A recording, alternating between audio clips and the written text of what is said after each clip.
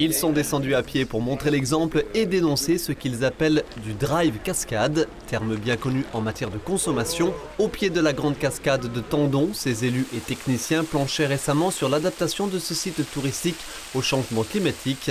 Un peu plus de 100 000 personnes viennent ici chaque année, jusqu'à 900 voitures par jour. Est-ce que vous avez conscience d'être sur un milieu sensible? Non.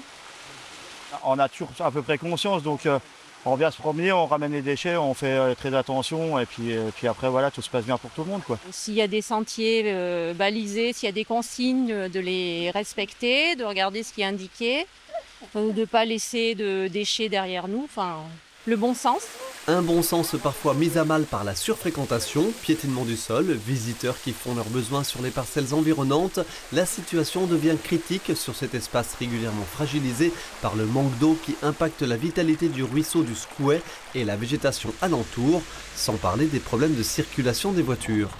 D'une part, des heurts avec les riverains, inévitables, et d'autre part, donc, un manque de stationnement au pied de l'auberge qui est à vendre. Le stationnement, c'est le problème de ce site. Bientôt fini les voitures à quelques mètres des cascades, des parkings seront créés en amont et les chemins d'accès depuis Tendon et Le Tauly seront valorisés.